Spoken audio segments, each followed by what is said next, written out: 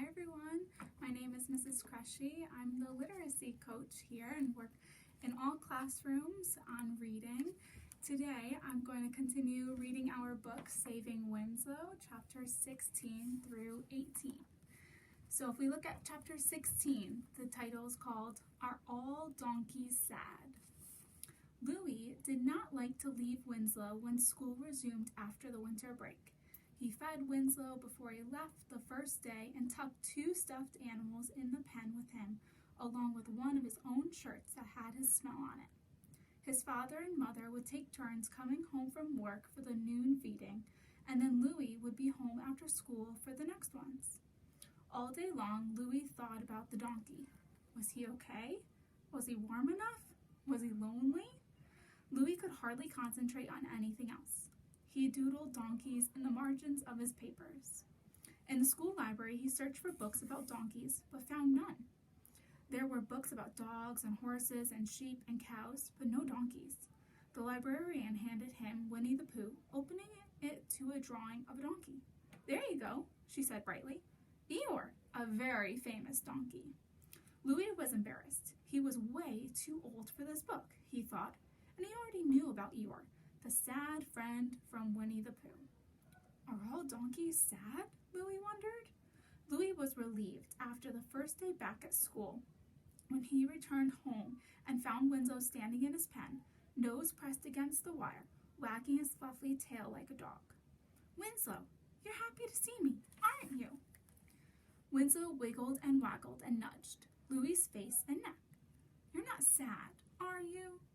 Winslow burst out of the pen and flopped into Louis's lap, his legs collapsing in a tangled heap, his big, sticking-up ears tickling Louis's face.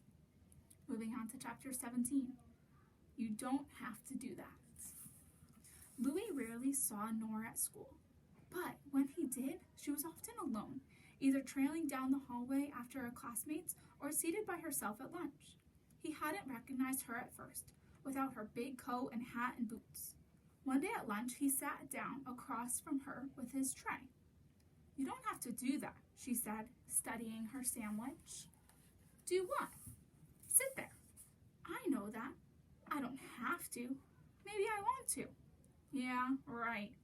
They ate in silence until Nora asked, "How's that thing, that sickly creature? Did it die yet?" "It's a donkey. His name's Winslow. He did not die." She looked up from her sandwich and said, "Yet." "He's really doing good," Louis said. "You should come by and see him again sometime." "I'll think about it." The following Saturday was sunny and warmer than it had been in weeks. Most of the snow had melted. Winslow was following Louis as he circled the yard. "Maybe you should get a leash for it," someone said. Louis turned to see Nora on the sidewalk. "If you get a collar and a leash," she said, "you could walk it like a dog." "Not a bad idea," Louis said. "I've got a collar and a leash at home." "You do? You have a dog?" Had a dog." "I'm sorry," Louis said. "That stinks." "What stinks?" "You know, that you had a dog, but now you don't. So it must have, did it, I guess it died, right?" "Well, it could have run away," Nora said. "Oh, it ran away?" "No, it died." Sometimes when Louis talked with Nora, he felt as if he were speaking a foreign language. "Do you want to pet Winslow?" "Why'd you call him Winslow?" "I don't know. It just came to me when I first saw him." Nora removed a glove and tentatively patted Winslow's neck. He waggled his head and twitched his ears. "That means he's happy," Louis said. "Maybe," Nora agreed. "Or maybe he waggles his head at any old thing." Chapter 18. Remember Me. Louis found one of Gus's postcards on the bookshelf. It had been propped up there, but had slipped between books. He liked rereading Gus's words. Even though Gus rarely said anything important, seeing his handwriting and reading his words made Louis feel as if Gus could walk into any room at any time. Hi everybody. I'm sorry I haven't written for the last couple weeks.